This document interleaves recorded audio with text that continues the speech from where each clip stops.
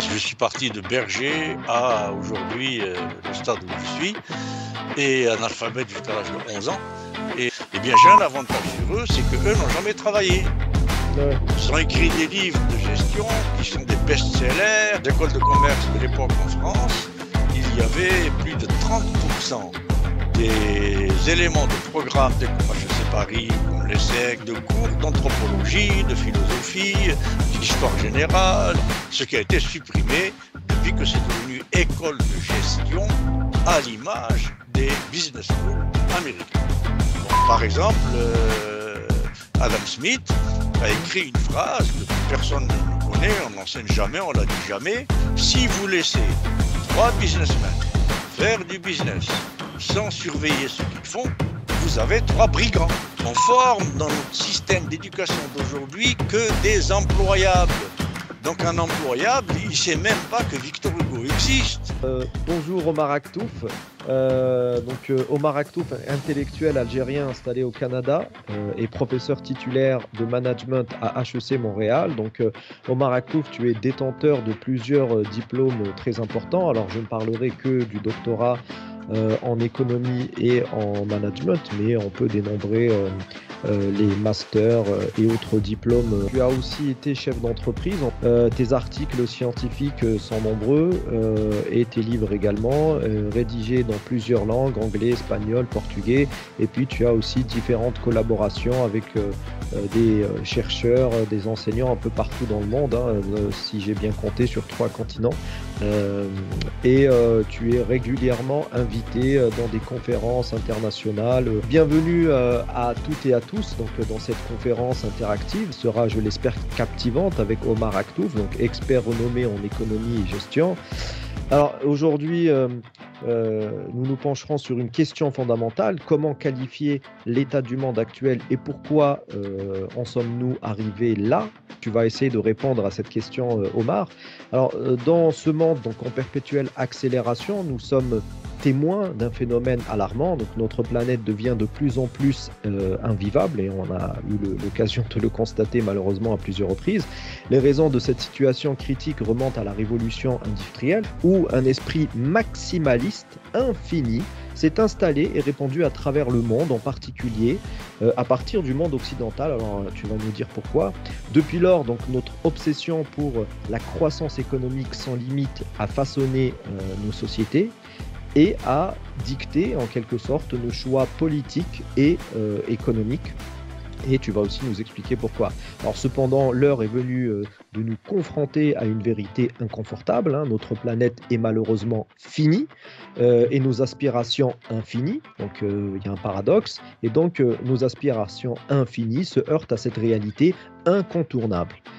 La surdemande dévastatrice que nous avons créée a conduit à une planète ravagée, au déséquilibre croissant et aux conséquences désastreuses que nous connaissons tous, que nous n'avons pas besoin d'énumérer.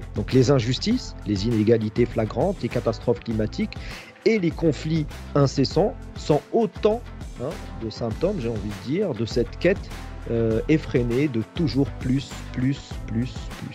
Alors pour comprendre comment en sommes-nous arrivés là, nous devons remonter aux origines de cette mentalité maximaliste, l'apparition de la monnaie, et l'illusion de produire et d'accumuler à l'infini. Ces idées-là, ces aspects-là, ont jeté les bases de notre économie hyper extractiviste exponentielle.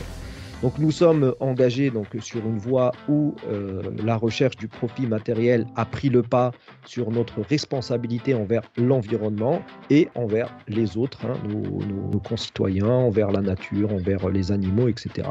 Ce n'est pas seulement la mondialisation en tant qu'organisation d'un nouveau pillage du Sud et de la Terre de manière générale qui est en cause, mais aussi la doctrine néolibérale qui a donné naissance à un capitalisme sauvage. Les conséquences de cette logique économique sont alarmantes, allant bien au-delà des frontières économiques et affectant profondément notre tissu social et environnemental. Dans ce contexte, nous ne pouvons ignorer l'impact des mouvements sociaux. Ces mouvements-là reflètent peut-être un rejet profond de cette culture maximaliste et une réaction à l'injustice sociale qui en découle. Ces mouvements-là mettent aussi en lumière les fractures de notre société et la nécessité pressante de repenser notre modèle économique afin de promouvoir la justice sociale, l'équité et la durabilité. Alors, c'est des concepts bienveillants qui sont malheureusement plus les bienvenus et qui sont ringardisés dans le discours médiatico-politique, comme j'aime à les associer. On aura une discussion autour de ça. Et donc, au cours de cette conférence interactive, nous aurons aussi l'opportunité d'échanger avec toi, Omar Aktouf, dans les travaux de recherche et l'expertise. Nous éclairerons sur les causes profondes de cette situation critique et nous guiderons vers des voies alternatives plus équilibrées. Nous discuterons des actions concrètes que nous pouvons entreprendre pour briser ce cercle vicieux de l'esprit maximaliste et pour façonner un avenir où le respect des limites planétaires et le bien-être social seront au cœur de nos préoccupations. Alors nous aurons l'occasion d'aborder des questions cruciales telles que le rôle de l'école dans la perpétuation de la culture de l'infini. Alors j'aime bien cette idée de culture de l'infini, ainsi que la relation complexe entre la recherche de la maximisation de l'espérance de vie et la culture maximaliste. Nous analyserons également les implications des mouvements sociaux tels que les Gilets jaunes et autres émeutes dans les quartiers populaires en France et ailleurs dans le monde, en cherchant à comprendre comment ces manifestations sont liées à la quête sans limite de croissance économique. Encore une fois, merci d'avoir honoré notre invitation Omar Aktouf, je rappelle professeur titulaire à HEC Montréal, et bienvenue dans cette chaîne Les Confs d'Université. Alors, je m'adresse à notre auditoire de la chaîne YouTube. Notre visibilité sur Internet est conditionnée par les algorithmes de la plateforme, comme chacun le sait. Donc, n'hésitez pas à les affoler en vous abonnant à la chaîne, en laissant des likes, en commentant, sans modération. Alors Omar, je te laisse compléter peut-être ton CV. Bon, pas trop parce qu'il nous faudrait des heures pour le faire. Et merci beaucoup, si Wagé. C'est avec un grand plaisir et c'est un honneur pour moi de participer à éclairer un peu toutes ces questions tellement complexes et graves. Alors, pour commencer par ma propre présentation, juste compléter quelques petits éléments par rapport à ce que tu as dit. J'ai effectivement un doctorat, donc un PhD en économie-gestion, ce qu'il ne faut pas confondre avec DBA. Il y a des doctorates ou des doctorats en gestion qui sont des espèces de MBA gonflés un peu avec une monographie. Alors, il y a beaucoup de gens qui possèdent que des DBA. D'accord. Donc, même la Harvard Business School n'est pas habilitée à délivrer des PhD. Parce que, oui, elle n'est pas habilitée. Elle ne donne que des DBA, Doctorate in Administration. Alors, parce que le PhD, c'est comme le doctorat d'État dans le temps qui existait en France. Tu l'as fait où, ton PhD? Entre McGill, l'Université de Montréal et une partie la Sorbonne avant. Donc mes études sont extrêmement variées. Un de ces jours, on parlera de mon pédigré. Ça vaut la peine de connaître mon cheminement, je pense, parce que je suis parti de berger à aujourd'hui le stade où je suis, et analphabète jusqu'à l'âge de 11 ans. Tu es arrivé sur le tard.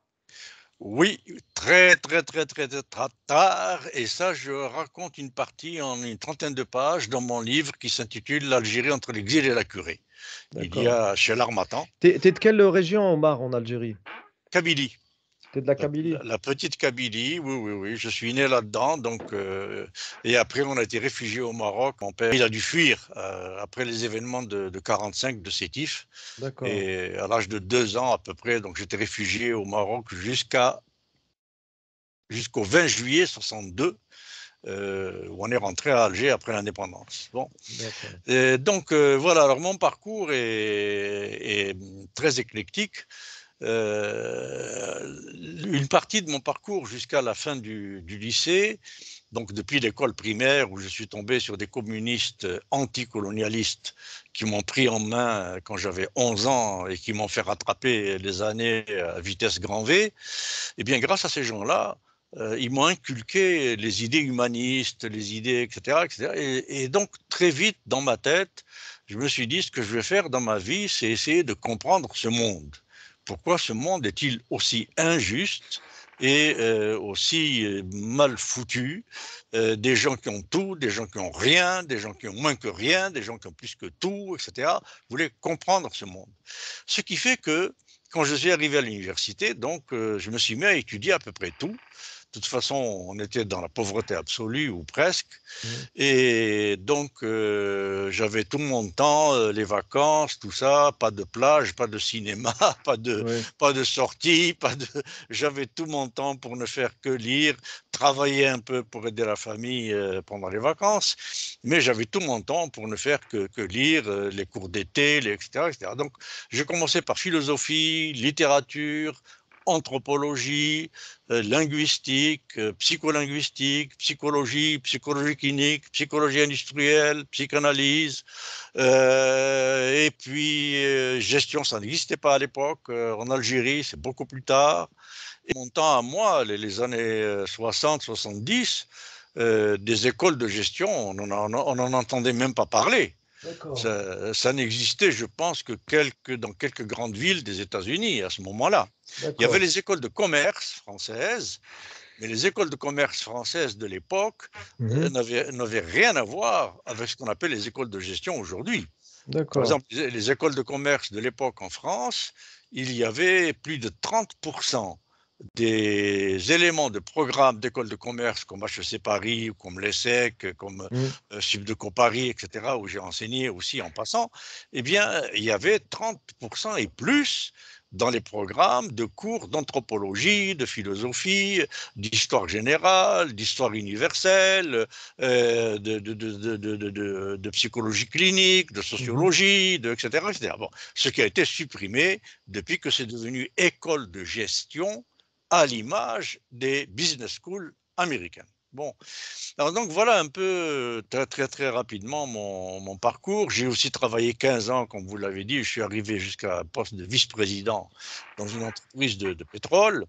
Donc ce qui fait que j'avais un avantage, je l'ai toujours sur beaucoup de mes collègues, y Mhm. compris les gourous en gestion, comme Henry Mintzberg, comme Michael Porter, comme tous ces gens-là, donc vraiment les gourous là, eh bien j'ai Mhm. un avantage sur eux, c'est qu'eux n'ont jamais travaillé.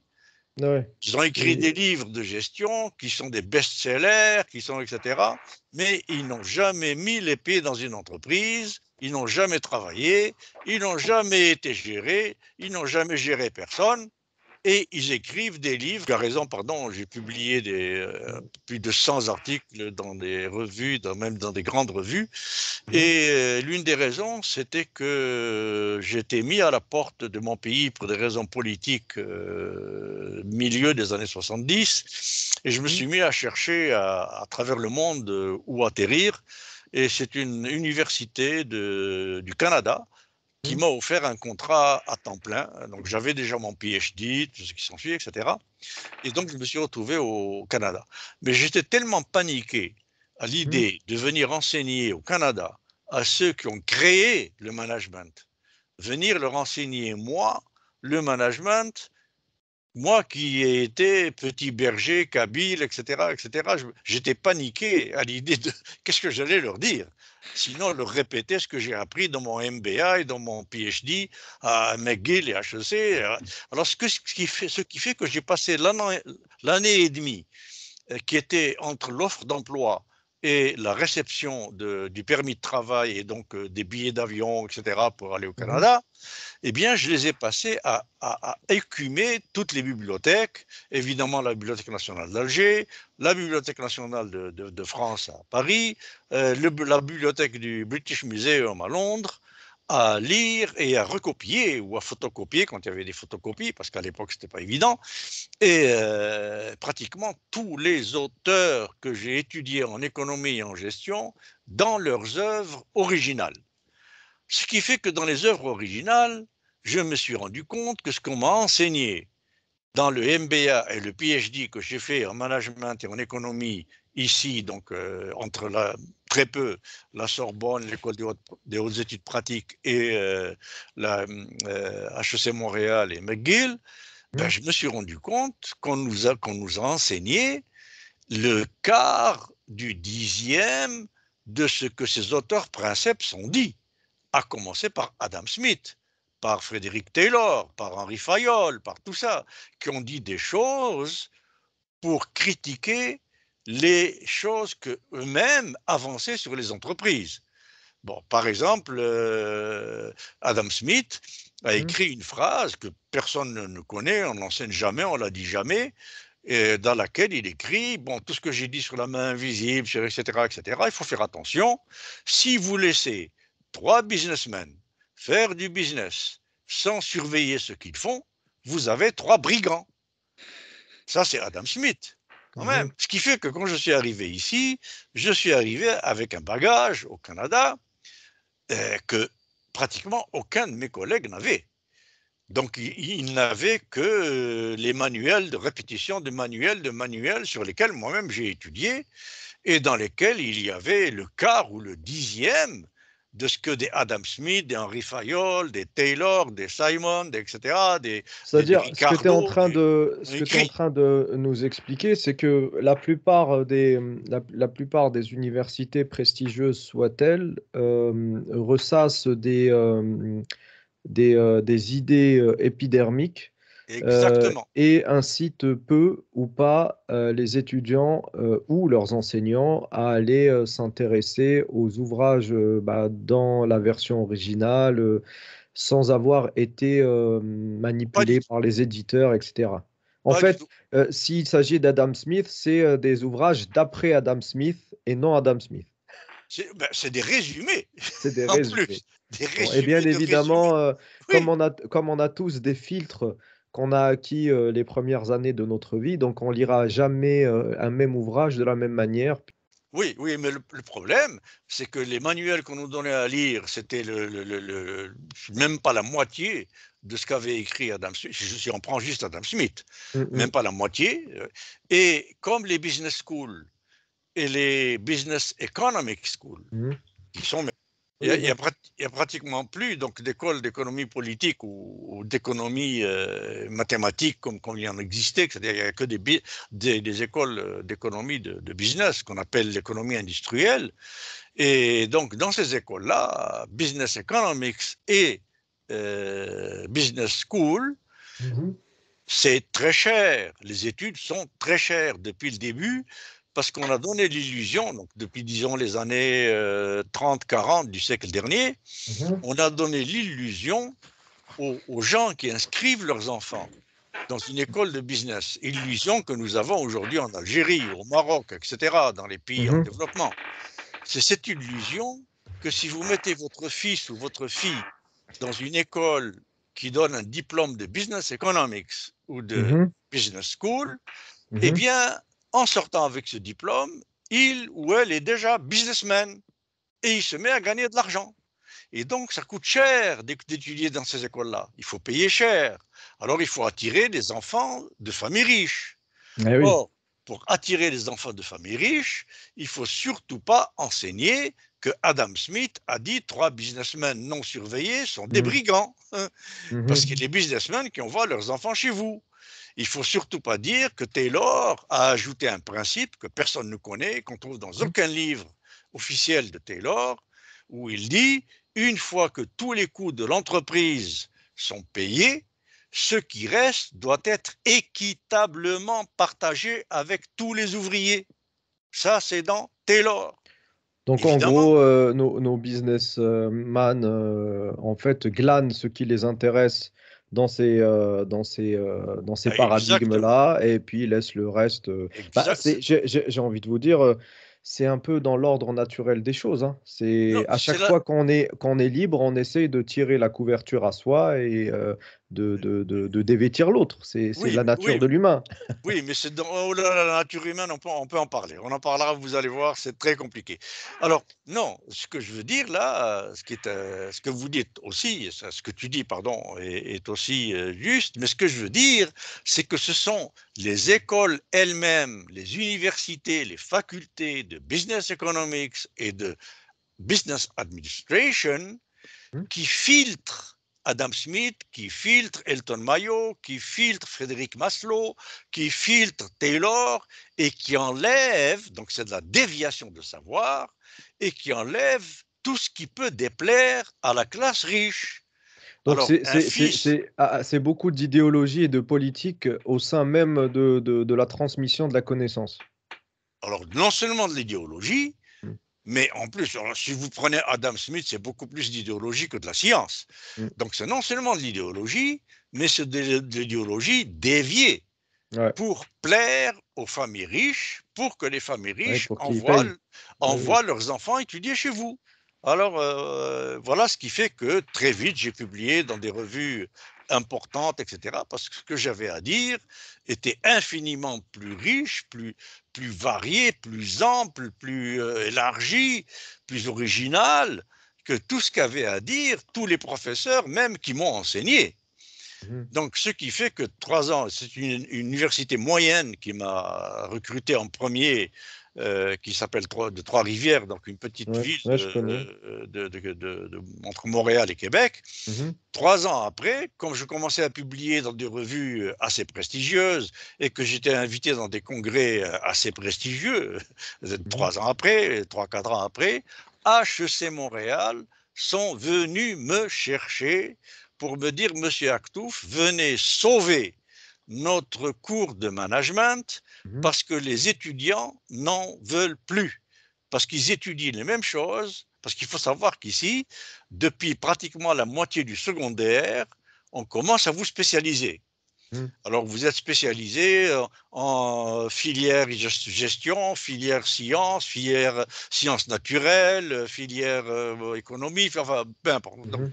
et alors, ils commencent à étudier des histoires de gestion depuis pratiquement la moitié du secondaire, ensuite au collégial.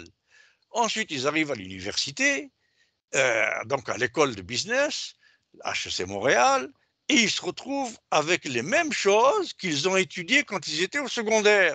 Ils se sont retrouvés avec un cours de management que les étudiants ne voulaient plus écouter tellement c'était répété depuis qu'ils étaient au secondaire.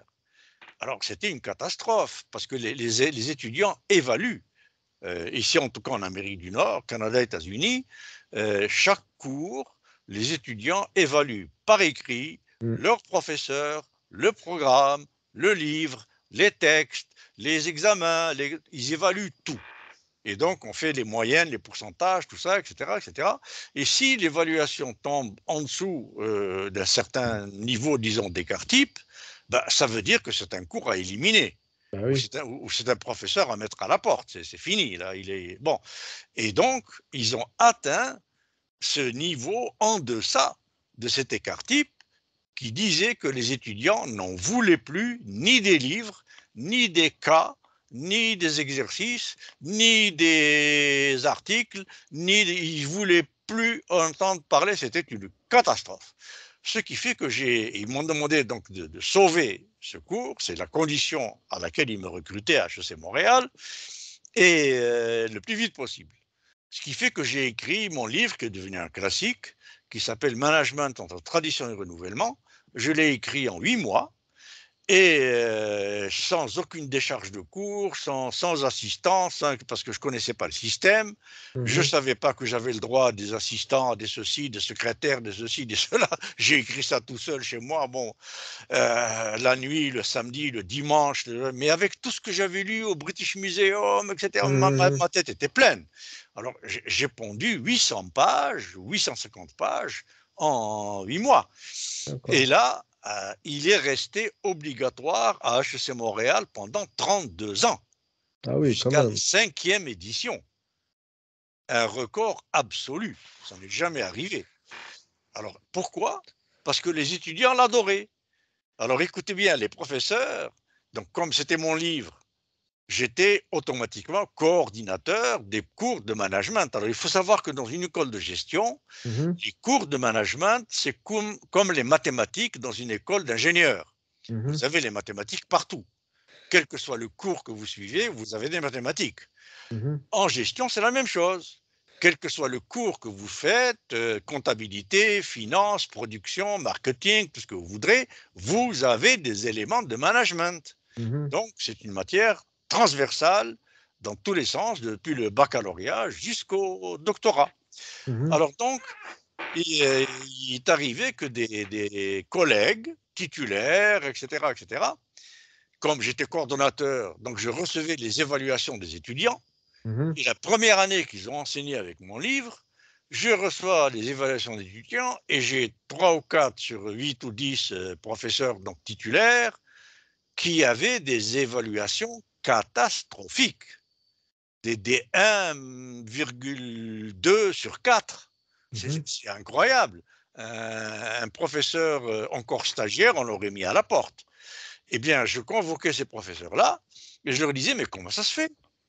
Ça fait des années que vous enseignez ça, cette matière, et vous avez cette cote, cette évaluation aussi catastrophique. Alors voilà la réponse. Elle est incroyable. Omar, avec ton livre, les étudiants arrivent plus savants que le professeur. Ah oui. Voilà. Alors je disais à certains, même si c'est vrai, ne le dites pas. Bah oui. Alors voilà donc comment mon livre est resté pendant 32 ans, obligatoire jusqu'à la 5e édition. Il a été traduit en plusieurs langues, une bonne partie traduit aussi en allemand, en italien, en suédois.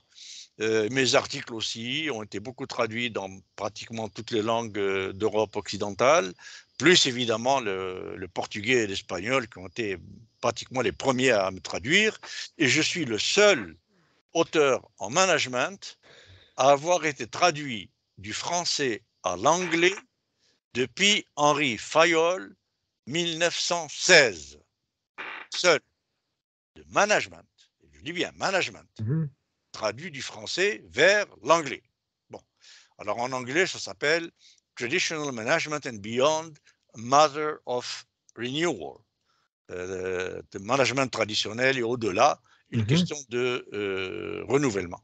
Alors voilà donc mon pédigré en très vite. Bon, je ne sais pas si tu veux que je commence à répondre à la question des raisons Vas-y, je t'en pour prie. lesquelles on en est là. Eh bien, donc, comme tu l'as déjà dit, cette idée de maximalisme, d'infini, est entrée dans la nature humaine, puisque tu parlais tout à l'heure de nature humaine, on y reviendra soit aujourd'hui, soit un de ces jours, Oui, eh oui. bien, elle est entrée dans cette nature humaine à partir du 6e, 7e siècle avant Jésus-Christ. Alors, Avant ça, rappelons juste, tu me corriges, hein, l'idée de maximalisme, c'est-à-dire, vulgairement, c'est toujours en vouloir plus. toujours à l'infini. Posséder plus, toujours plus. Voilà. Plus, mais à À l'infini. l'infini. C'est ça OK. le problème, c'est à Oui. l'infini. Avant la monnaie, on pouvait avoir l'idée d'avoir toujours plus d'huile, mais ça a des limites. Vous ne pouvez pas Ouais. accumuler des bidons d'huile à l'infini, c'est pas possible. Mmh. On pouvait avoir l'idée d'avoir plus de sacs de blé, mais c'est pas à l'infini. Mmh. C'est ce que peut contenir votre hangar ou votre grange ou je sais pas quoi. Bon, rien d'infini. Et ça, c'est Aristote qui le dit. Bon. Donc Aristote, 4e siècle avant Jésus-Christ, parle de la monnaie. C'est le premier qui a commencé à parler de théorie de la monnaie. Et il dit, la monnaie que je vois se répandre sous mes yeux, là, eh bien, je vois qu'elle a 2 visages. Le premier visage est un visage intéressant, c'est qu'elle permet des échanges universels. Ça veut dire qu'elle permet, donc, au lieu de voyager avec des bidons d'huile, des sacs de blé, des chaussures, des ceci, des cela, eh bien, on voyage avec une petite bourse où il y a un certain nombre de pièces de monnaie et on laisse le blé ou l'huile ou les chaussures dans un dépôt quelque part. Et donc on se rencontre quelque part avec le demandeur, l'offreur, tout ça, et on échange donc des pièces de monnaie. Et le demandeur va au dépôt prendre ce qu'il a à prendre avec la monnaie qu'il a reçue, avec un billet un parchemin pour dire qu'il a le droit de prendre tant de blé ou tant d'huile ou tant de ceci, cela de la part de l'offreur, donc du vendeur. Et puis Aristote dit ça c'est bien. La monnaie qui permet ça, c'est bien. Elle va élargir l'échange universel, on va échanger plus loin, on va, etc., etc. C'est le bon visage. Mais il dit attention, il y a un très très mauvais visage de cette monnaie, c'est que c'est le premier élément, depuis que l'être humain existe, qui donne à l'être humain l'illusion qu'il Mmh. existe quelque chose qui peut s'accumuler à l'infini, la monnaie. Or, Aristote dit, accumuler à l'infini, c'est impossible parce que nous sommes dans un monde fini.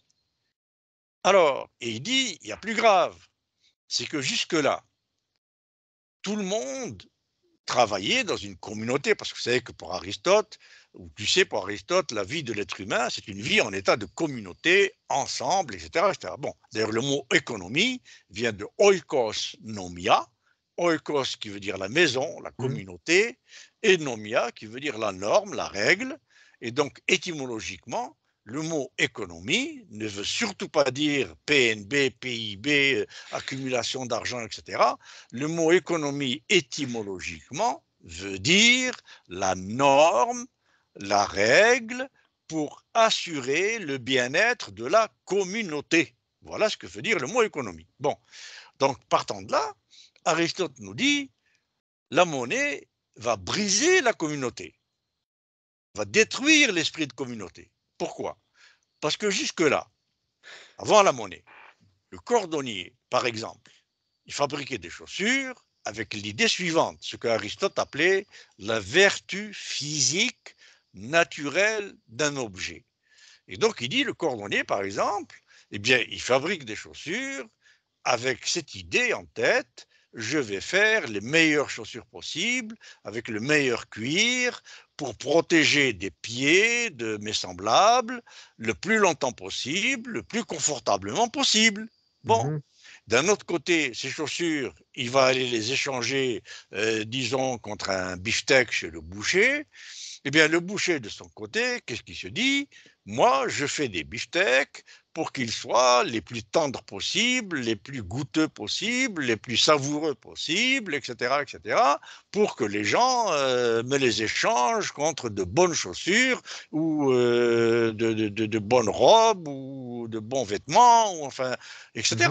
Alors Aristote dit, avant la monnaie, c'était comme ça que le commerce marchait. Mais maintenant que la monnaie arrive, ce que se dit le cordonnier, c'est que si j'ai plus de monnaie, eh ben, je pourrais acheter plus de beefsteak qu'hier. Le boucher, de son côté, se dit, si j'ai plus de monnaie, eh ben, je pourrais acheter plus de chaussures qu'hier. Alors, ça transforme tout dans le sens où, nous dit Aristote, le cordonnier va se mettre à faire des chaussures non plus pour leur vertu physique naturelle, c'est-à-dire protéger des pieds confortablement le plus longtemps possible, etc., etc., mais va faire des chaussures dans le but d'accumuler le plus de monnaie possible par rapport à la quantité de monnaie qu'il a dû débourser pour faire ses chaussures. La même chose pour le boucher pour ses beefsteaks. Donc là rentre l'idée de calcul coût-bénéfice. Donc, moi, cordonnier, si je veux que mes chaussures, et je cite toujours Aristote, me rapportent plus de monnaie qu'elles me coûtent à fabriquer, eh bien, je vais me mettre à acheter du cuir de mauvaise qualité, du vieux cuir, du cuir plus fin, je vais le couper en deux, je vais acheter des ficelles moins chères, des clous moins longs, moins solides, plus rouillés, là où je mettais 4 clous, je vais en mettre 2, etc., etc. Et de son côté, le boucher a la même chose.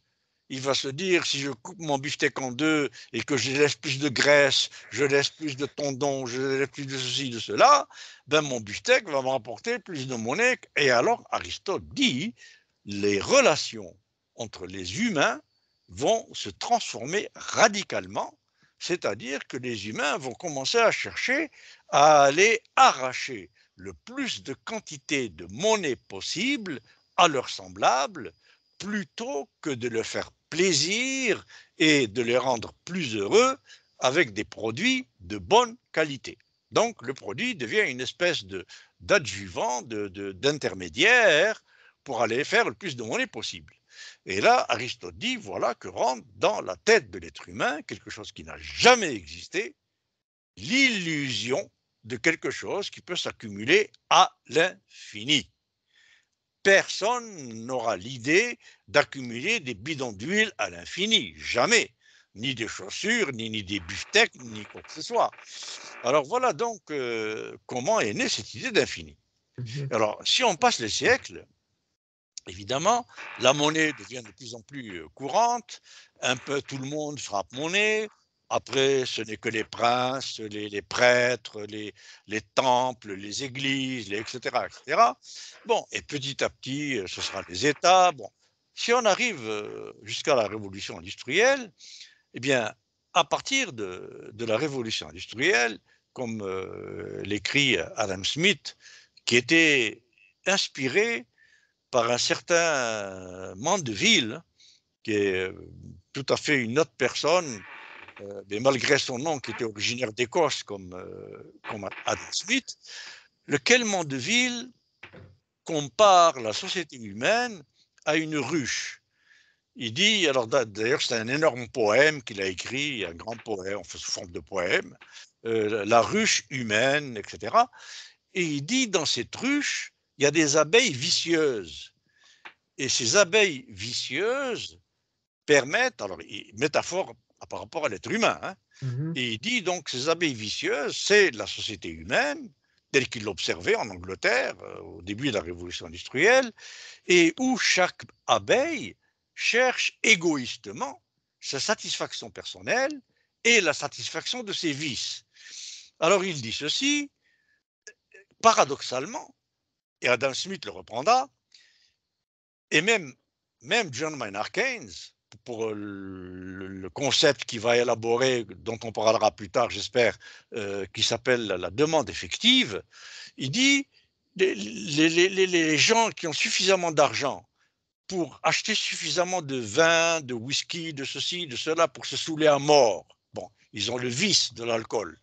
Ceux qui ont suffisamment d'argent pour aller dans les maisons closes, les plus chics, les plus chères, les plus, etc., etc., eh bien, ils sont vicieux, mais ils ont suffisamment d'argent pour satisfaire leurs vices, etc. Et il dit donc, la somme de ces vices, finalement, va se transformer en vertu. Alors, qu'est-ce que c'est cette vertu?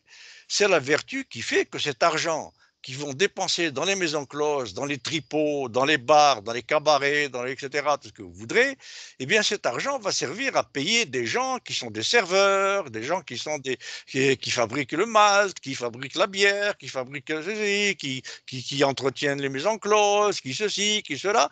Et il dit donc tout ça va enrichir la nation et Il va décrivait, faire. euh, il décrivait Las Vegas. Voilà, exactement, un Las Vegas, bon, à large, donc à la grandeur de l'Angleterre. Et c'est ce que Adam Smith va reprendre comme étant son histoire de main invisible, qui est finalement quelque chose qui correspond à la rencontre d'égoïsme réciproque. Alors il dit, quand un cordonnier, alors ils ont tous, je pense, repris l'exemple du cordonnier et du boucher. Alors, quand un cordonnier vend des chaussures au boucher, le boucher qui achète ses chaussures chez le cordonnier ne s'adresse pas à la bonté du cordonnier, il ne s'adresse pas à ses vertus, il s'adresse à son vice, qui est l'égoïsme. Parce que le cordonnier, il veut le plus d'argent possible pour ses chaussures. Il ne s'adresse pas pratiquement à un péché, parce que l'égoïsme, c'est un péché. Bon, réciproquement, quand le cordonnier va chez le boucher, ben, il ne s'adresse pas à sa bonté ou à sa bonté d'âme ou à sa générosité, il s'adresse à son égoïsme. Parce que le boucher veut le plus de pièces de monnaie possible pour son beefsteak, etc. Et donc, l'idée de maximalisme, c'est ancré petit à petit dans ce que tu as appelé la nature humaine, et moi que j'appellerais la forme d'humanité qui est née spécifiquement et spécialement dans le monde occidental anglo-saxon. Point. Nulle part ailleurs. Jusqu'à aujourd'hui. Jusqu'à aujourd'hui, vous avez des tribus amérindiennes dans lesquelles je travaille ici, au Canada, où le mot propriété individuelle n'existe pas, où la propriété individuelle n'existe pas, où la monnaie n'a pratiquement aucun rôle, etc., etc. Bon, donc ce n'est pas l'être humain, c'est l'anglo-saxon protestant en premier, la révolution industrielle dans le sud de l'Angleterre et la Flandre de l'autre côté, en Hollande. Bon, alors donc, à partir de là, est née une nouvelle forme d'être humain, c'est ce que Adam Smith a appelé l'homo economicus.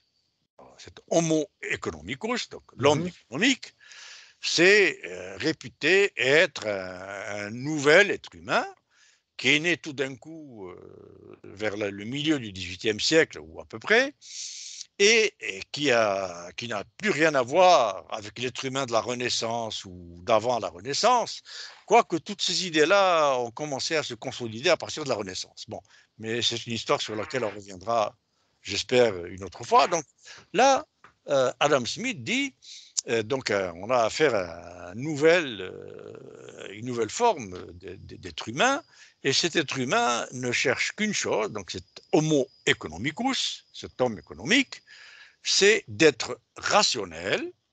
Et qu'est-ce que c'est cette rationalité? C'est une rationalité qui consiste à maximiser sa fonction de satisfaction. Alors voilà le nouvel être humain.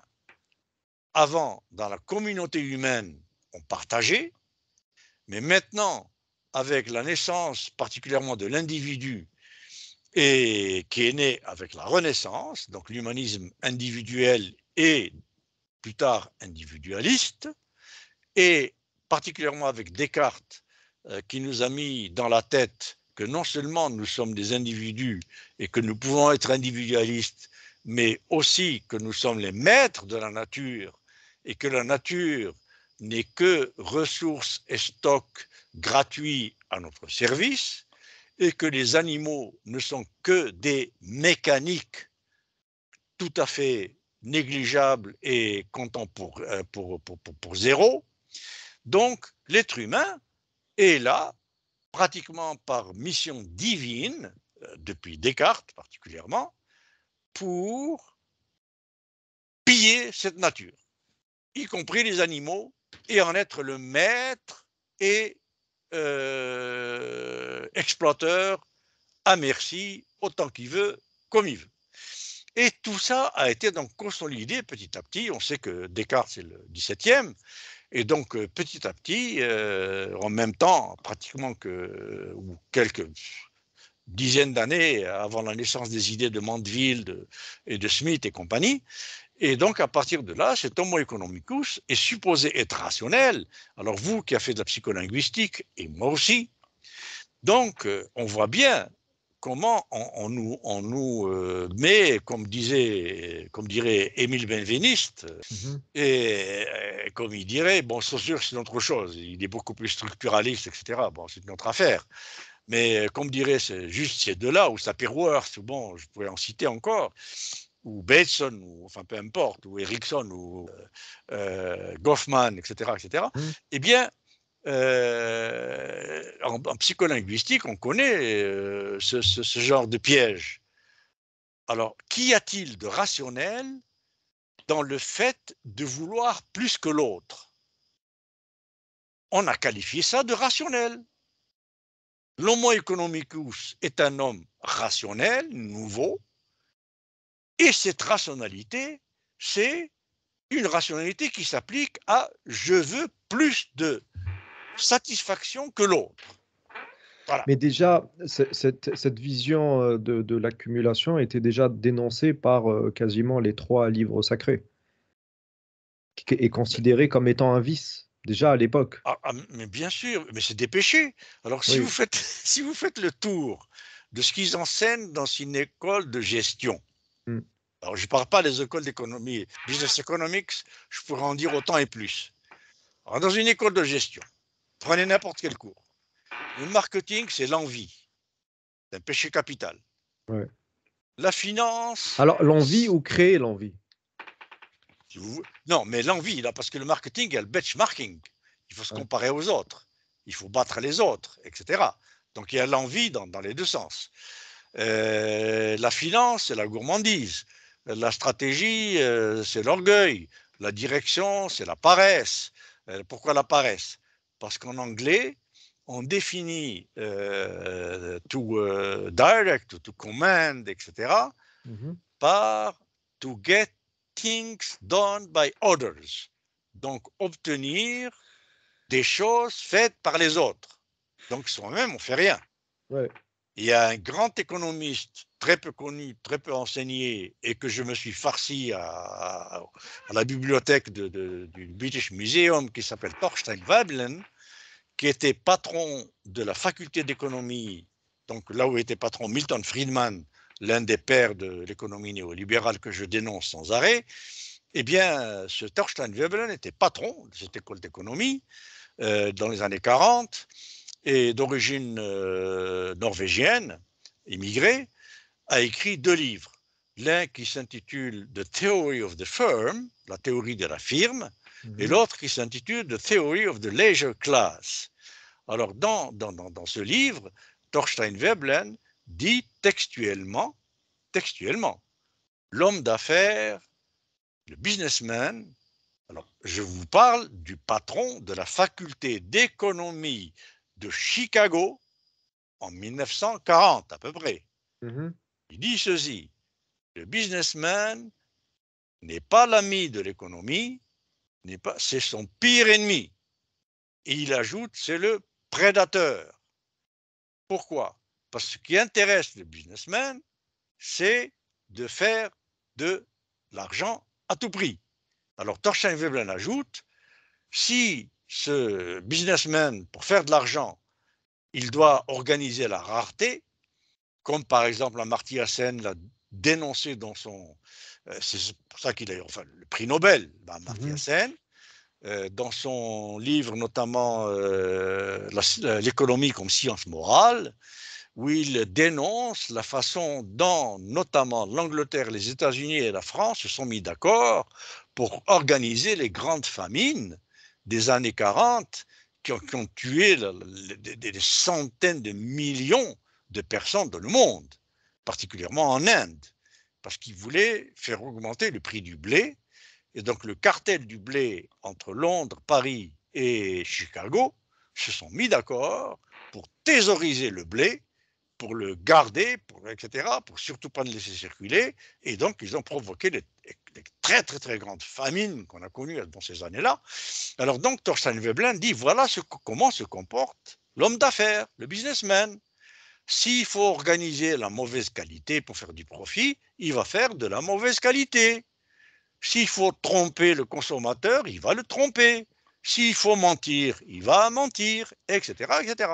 Donc, par rapport à cette question de rationalité, donc de l'homo economicus, Thorstein Veblen dit cette pseudo-rationalité, donc quelque chose de rationnel, étymologiquement, ça voudrait dire conforme à la raison. Bon. Donc, depuis quand être conforme à la raison, ça signifie prendre plus aux autres? Alors voilà comment, linguistiquement, on nous trompe avec des mots qui n'ont rien à voir. Et en économie et gestion, il y en a des centaines. Alors, Omar, je reviens un peu en arrière, excuse-moi. Tu oui, parlais de la famine organisée entre les pays, les 3 pays que tu as cités, oui, pour créer une famine en Inde dans les années 40. Donc ça, c'est un fait documenté qui n'est plus à remettre en cause, hein. On est bien bien sûr, d'accord, hein. C'est acté, voilà, ça fait bien sûr, partie des annales. absolument. Euh, Est-ce que ces pays-là, ou est-ce que, de manière générale, les responsables politiques, puisque finalement ils sont un peu démunis, même s'ils sont un peu complices par le silence, est-ce que les responsables politiques des pays concernés euh, tirent les conséquences nécessaires? Pourquoi je pose cette question? Je mets en perspective ce que tu viens de me dire là par rapport à l'Inde avec ce qui s'est fait en Ukraine. Dans beaucoup de pays dans le monde, on a organisé, alors on n'a pas, alors, c'est toi le spécialiste, mais vu les choses, comment elles se sont passées et vu l'histoire assez documentée dont nous disposons, on peut s'imaginer, sans prendre beaucoup de risques, que la crise du blé qui a suivi la pénétration russe en Ukraine, qu'il y a eu quand même une organisation de la rareté de ces denrées, avec le silence complice et coupable, et avec, voilà. Il y a le blé, il y a eu à un moment donné l'huile. Alors, je ne sais pas si au Canada, vous avez eu le problème concernant l'huile. Et en France, un fait plus drôle un peu, il y a eu aussi la moutarde. Et on a essayé d'expliquer aux gens en France, dans les chaînes d'information en continu, que si, alors d'abord, on a essayé de leur expliquer que s'il y a un problème au niveau de l'huile, c'était à cause de l'Aïd, puisque les gens faisaient de la friture, etc. Et puis le grand patron de l'enseigne en question, il s'est rétracté, il a dit non, j'ai fait une bêtise. Ces gens-là font partie de ma clientèle, donc voilà, pardon, excusez-moi, c'est pas vous, je me suis trompé. Bon, non, je pense que c'est pas une erreur anodine quand ça sort de la bouche d'un grand responsable. Et ensuite, on a expliqué qu'il n'y avait plus de moutarde, hein, et chacun sait qu'en France, nous consommons énormément de moutarde, la pénurie de moutarde était liée aussi à la guerre en Ukraine. Et donc,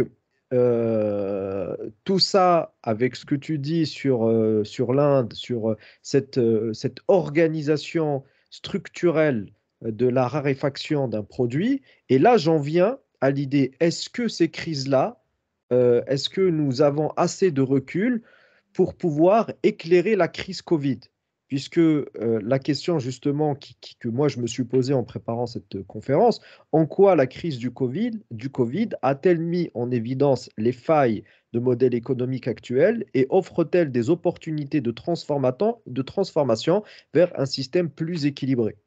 Donc, est-ce que l'Inde, alors j'ai essayé d'englober un peu tout ça, mais l'Inde, l'Ukraine et le Covid, qui sont des crises différentes, mais des crises tout de même, est-ce que nous sommes assez capables pour reculer un peu en arrière et nous dire, voilà comment ça s'est passé, voilà comment ça ne se passera plus? Oui, oui, oui, oui, bien sûr, tout ça a des liens, tu as parfaitement raison.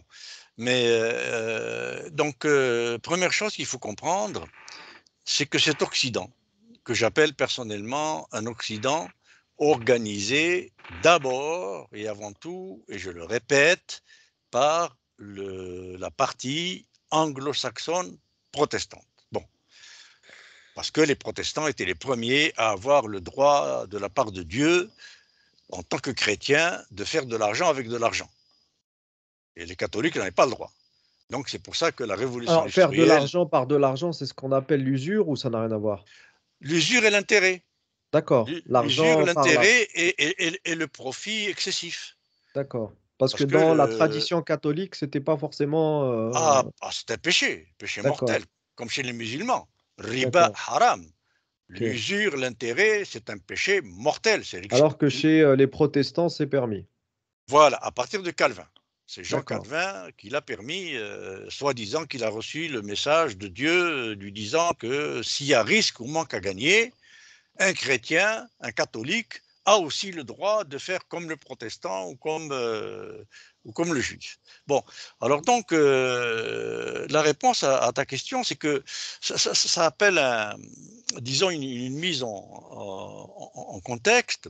C'est que ce monde créé par ce début du monde anglo-saxon protestant, qui a été le premier à faire de l'être humain, donc cet homo economicus dit rationnel qui cherche le plus, le plus, le plus, le plus, le plus à n'importe quel prix, eh bien, ça a donné donc ces questions d'organisation, de rareté, tout ce qui s'ensuit. Et par rapport à ta question, donc le Covid et tout ça, il faut comprendre aussi, donc là, je m'adresse à nos auditeurs et à toi et tout ça, il faut savoir que les crises du capital et du capitalisme ne sont pas des maladies de l'économie, ne sont pas des maladies ou des grippes, des rhumes comme ça, ou des eczémas ou des Mhm. zonas que le capital attrape de temps en temps. Pas ça du tout. Les crises sont voulues. Il y a des crises du capital qui sont voulues, la plupart, mais il y en a qui leur tombent dessus, qui ne Alors, sont pas voulues. est-ce que tu peux nous donner un exemple de crise voulue documentée et de Oui. crise qui tombe dessus comme ça? Alors, une crise tombée dessus, c'est par exemple 1929. La 1929. dépression de 29. Voilà, la Grande Mhm. Dépression, donc de ce fameux mardi noir d'octobre, donc oui, octobre 1900, Octobre, oui. 24 octobre 1929, Mhm. eh bien, c'était quelque chose qui leur est tombé dessus, parce qu'ils pensaient qu'ils pouvaient faire de la production, donc ils se sont retrouvés dans une situation de surproduction, etc. Et puis, ils ont pensé qu'ils pouvaient spéculer. Ils vendaient à la bourse de New York Mhm. des actions de marécage en Virginie qui étaient vendues à la bourse de New York comme étant des magnifiques plages en Caroline du Nord. Et ils pensaient que tout ça, ça pouvait durer.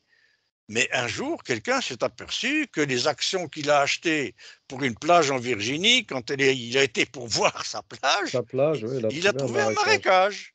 Bon, et puis d'autres, etc., etc. Et puis tout d'un coup, tout le monde s'est mis à vendre ses actions. Alors, Et là, ça c'est leur est pas tombé dessus. voulu. Alors, c'est pas voulu dans le sens où les gens se sont fait arnaquer, mais c'est voulu par les traders et par les détenteurs des titres, etc.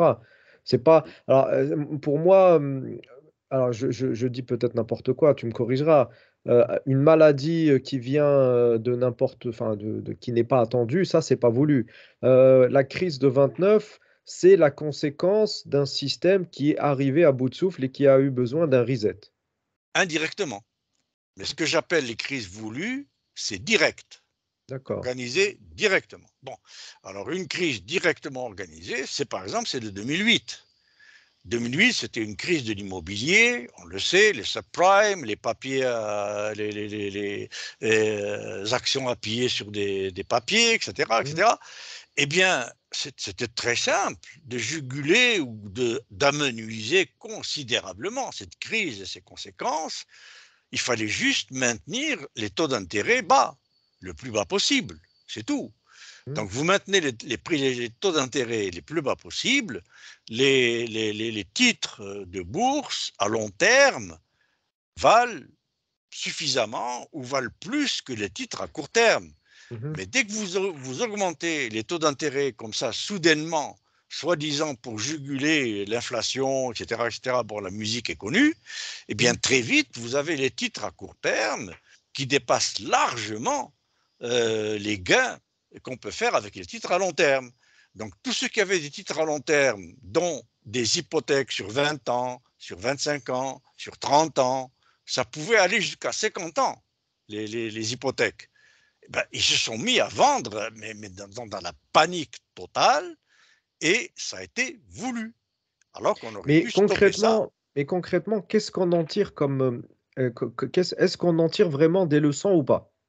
Alors, ce qu'on en tire d'abord, c'est des Alors, avantages. aussi bien, ceux qui, alors, bien évidemment, le businessman, le trader va en tirer des avantages, hein, cela va sans dire. Mais est-ce que le politique, de manière générale, se dit effectivement, bon, mes copains ont gagné beaucoup d'argent, j'ai fermé les yeux, mais on va éviter que ça se produise dans le futur, ou pas du tout? Oui, oui, oui, bon, cette question, je vais y répondre, mais elle nécessite aussi Mhm, une petite mise en contexte. mhm, Donc, quand ces titres à long terme donc, sont vendus, tout le monde vend dans la panique, eh mhm, bien, le système s'écroule et ce qui se passe, c'est que tous ceux qui avaient à l'origine émis tous ces titres et qu'ils avaient vendus, assurés, contre-assurés, etc., ce qu'on appelle les produits dérivés, mhm, tout ce qui s'ensuit, eh bien, ils se retrouvent avec des titres qu'ils peuvent transformer immédiatement en titre, comment on dit, de spéculation à la hausse, et donc de dire, voilà, regardez, toutes ces maisons, parce que c'est des maisons à 200 000 dollars en moyenne, hein, ces mhm. maisons-là, et c'était des milliers. Voilà, toutes ces maisons-là, maintenant, ça vaut presque rien. Alors voilà, nous, on a les titres, achetez-les, parce que eux rachètent. Vous, vous avez acheté une maison, vous êtes fait avoir, votre titre est à long terme, il ne vaut plus rien, et vous le vendez presque à perte ou à zéro, et celui qui vous a vendu ça le rachète à 1 cent ou presque zéro, et il dit à tout le monde, ben voilà, la maison est là, le ceci est là, ça va reprendre la valeur, et je vous les revends 10 fois, 20 fois, 100 fois la valeur à laquelle ils m'ont coûté. Alors, d'autre part, le capital, de toute crise, il tire des avantages. Parce que quand il crée une crise, il crée du chômage, il crée des mises à pied, il crée des Alors, fermetures pour qu'on d'usines. comprenne bien, c'est-à-dire la crise, on va rester sur quelque chose de terre à terre. Tu veux dire que derrière cette crise de la moutarde, il y a eu des suppressions d'emplois, il y a eu du Bien sûr, chômage et bien sûr, il y a eu des profits. mais bien sûr, bien sûr. Et puis en fermant des usines, en créant du chômage, etc., etc., on a plus de force de chantage sur les syndicats. Ce qui fait qu'on a éliminé les syndicats du sol nord-américain. Il n'y en a presque plus. Alors qu'ils étaient très puissants dans le passé. Et très puissants. Et en Europe, la même chose. Et par exemple, la crise de 2008, ce qui a sauvé le monde de la crise de 2008, c'est les États, les syndicats et les ouvriers. Voilà, ce sont eux qui ont sauvé le monde de la crise de 2008 Alors, en est-ce que les acceptant. États, oui, en acceptant, continue Par s'il te plaît. exemple, les ouvriers et les syndicats, ils Oui. ont accepté des baisses de salaire de 20, 30, 40% d'un Mhm. seul coup. Alors le capital se retrouve gagnant, Bien sûr. évidemment. Il crée le Alors, problème et il gagne sur le problème qu'il a il, créé. il gagne sur l'argent et il gagne du pouvoir. Il a plus de pouvoir. Donc il élimine les syndicats, il leur dit d'accord, je rouvre telle usine, mais pas de syndicat. Alors il y avait un syndicat avant, mais là j'en veux plus. Donc chaque crise, il C'est-à-dire utilise que pour devenir plus. l'ouvrier qui court derrière son pain est complice quelque part de sa déchéance. Oh ben, on le rend complice Oui, on le rend complice. Ah Et oui, dans une des capsules que j'ai vues de toi, où tu intervenais, tu expliquais que souvent l'ouvrier reprenait à son compte les mots du capital, oui, c'est-à-dire qu'ils expliquaient que bah, effectivement, ils sont obligés de fermer nos chefs parce qu'on n'est plus assez productif par rapport aux Américains. Et oui, donc, oui, oui, ça, oui, oui. moi, je pense qu'on atteint un niveau d'autodestruction. Puisque dès lors que tu reprends à ton compte un discours qui est contre ton intérêt, contre ta famille, contre ta personne en tant qu'humain, bah, ça veut dire qu'il y a quand même un pas qui a été franchi. Ben, c'est l'aliénation complète. C'est la fausse conscience dont parlait Herbert Marcuse. C'est-à-dire qu'on intègre maintenant. Alors, ce qu'il faut comprendre aussi, c'est que l'instruction est de moins en moins élargie. Il y a de moins en moins de culture générale. On appelle ce qu'on appelle, on forme dans les écoles, tu parlais des écoles tout à l'heure, Mm. etc. On forme dans notre système d'éducation d'aujourd'hui que des employables. Donc un employable, il ne sait même pas que Victor Hugo existe.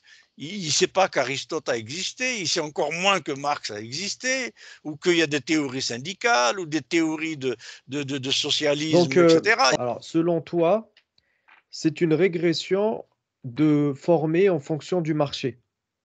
Ah ben, complètement, mais bien sûr, mais l'humanité régresse à un niveau de conscience, de classe et de ce qui se passe dans ce monde, et de Mhm. discernement et de culture suffisante pour discerner et comprendre, on recule à un niveau Et du puis, j'ai 19e envie de te siècle. dire, on Ben, sait ben, très bien écoutez, quelle classe quelle classe sociale va être formée selon ce paradigme-là. exactement, il y a la classe qui est formée pour diriger, Mhm. ça ce sont ceux qui payent de 30 000 dollars par an et qui sont capables de payer 30 000 dollars par an, Mhm. et à la classe qui est faite pour être employable et qui se reproduit comme employable, y compris à l'école. Des chefs d'État ici, aux États-Unis, en France, l'ont dit. Il faut que l'école, ça rime à l'entreprise. Il faut que l'école et l'université et l'entreprise. Alors, quand vous avez l'entreprise qui vient, moi-même, j'ai eu une expérience dans HEC Montréal qui est publique, qui n'est pas privée, heureusement, sinon ça fait longtemps que j'aurais été viré. Hein. Eh Mhm. bien, donc HEC Montréal à un moment donné, a été obligé de faire des partenariats avec du privé pour financer des projets de recherche. Bon, il se trouve que j'étais l'un de ceux qui avaient parmi les plus gros projets de recherche. Et là, il y a un consortium de banques qui viennent me voir pour me dire, voilà, nous voulons un MBA, on a lu votre livre, vos livres, etc., Mhm. etc., c'est nouveau, donc on voudrait un MBA pour nos cadre de banque spéciale. Bon, j'ai dit d'accord. Et puis, voilà le financement. Donc, ils mettent 500 000 ou 1 million de dollars dans la Mhm. caisse donc, du budget du projet. Et avec mes assistants, je commence à élaborer le programme et je leur donne la première ébauche de programme. Et là, on me revient en me disant, écoutez, on doit faire une réunion pour parler de votre ébauche de programme, tel jour, vous venez. Alors, j'ai été avec mes assistants donc, Mhm. au siège de la banque. Il y a le PDG, ses vice-présidents, ses directeurs exécutifs, etc., etc. Et puis là, le PDG qui prend mon programme, qui le lit, donc séance par séance. Alors, ce texte de Thorstein Veblen, on n'en veut pas. Ce thème qui est le rôle du syndicat dans l'équilibre démocratique d'une entreprise, on n'en veut pas. Ça, il a démoli 80% de mon programme de cours. Mhm. Alors là, je lui dis, écoutez, monsieur, qui est le professeur? C'est vous ou moi? C'est à moi que vous avez demandé de faire un plan et un cours. C'est parce que vous n'êtes pas capable de le faire. Bien Excuse-moi, entendu, oui. monsieur, c'est moi qui Qui paye. paye? Ouais, oui, c'est Oui, celui qui je lui paye dis, qui monsieur, décide. mes cours et mon cerveau ne sont pas à vendre. Alors allez acheter quelqu'un d'autre. Et du coup, c'est comme ça que, qu'on appauvrit, les cerveaux. Et bien sûr, C'est en arrimant, l'école aux entreprises, à au certaines, desiderata de l'entreprise, oui. voilà, aux desiderata d'entreprises, que plus jamais nous ne formerons de Victor Hugo. Puis jamais ils ne formeront de gens qui pensent par eux-mêmes. Oui, non, C'est mais pire. voilà, C'est encore pire. C'est oui. encore pire. Alors revenons à la question que tu posais tout à l'heure, qui est très intéressante. Donc les famines, etc., organisées, les crises, tout ça. Ben, la guerre d'Ukraine. Écoutez, De Gaulle, il y a une vidéo qui circule sur YouTube de Charles de Gaulle qui parle du capital et du capitalisme avec des mots de Karl Marx.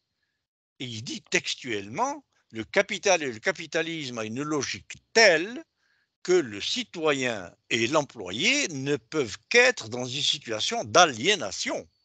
Et ça, c'est un terme des œuvres de jeunesse de Karl Marx. Alors si De Gaulle dit des choses pareilles, alors vraiment, c'est que l'affaire est grave. Alors l'Ukraine, par exemple, ben, il faut savoir que le fils Biden, Mmh. actuel président des États-Unis, avait déjà commencé à faire des affaires, Oui. notamment avec Zelensky, depuis des années avant la guerre, qui, comme on le sait, a commencé à être préparée depuis 2008, cette guerre. Elle a commencé effectivement en 2014, et puis, bon, l'apogée, ça a été l'opération spéciale, comme l'appelle Poutine, donc de la Russie. Alors, il faut savoir que la famille Biden, entre autres, est propriétaire ou copropriétaire de 40% du blé produit par l'Ukraine et 40% des terres qui produisent du blé en Ukraine. Et ce que tu avances là, c'est documenté?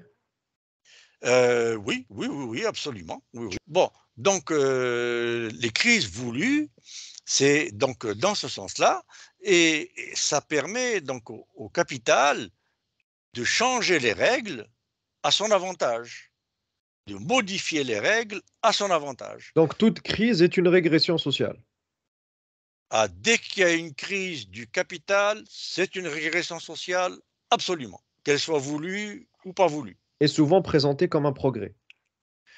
Ah ben bien entendu, ce qui suit après, on le présente comme un progrès.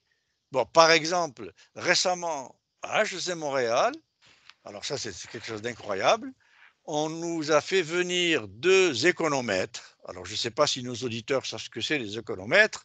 C'est ce qu'on appelle l'économétrie. Jacques Généreux, qui est un ami par ami intermédiaire, bon, qui est connu, le grand économiste français, bon, il appelle ça des déconomètres. Bon, qu'est-ce que c'est un économètre? L'économétrie, comme son nom l'indique, métrie, donc c'est de la mesure extrêmement sophistiquée, extrêmement abstraite, d'utilisation de mathématiques extrêmement... C'est de la modélisation informatique. De la modélisation canonique, stochastique, etc., extrêmement topologique, enfin de l'abstraction, d'abstraction mathématique appliquée à l'économie. Donc on ne sait même plus de quoi on parle.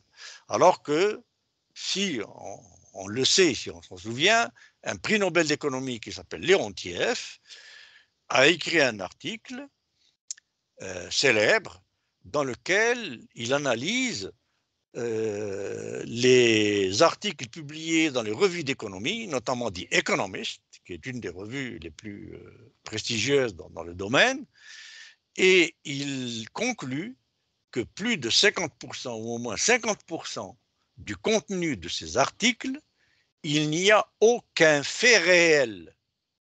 Il n'y a que de l'abstraction, que des calculs, rien. Alors les économètres, c'est ça, puissance 50. Ils sont dans les mathématiques extrêmement sophistiquées. C'est un peu les prédicateurs de catastrophes durant la période Covid, oui, qui ont prédit la mort de milliards de... Exactement, la boule de cristal totalement.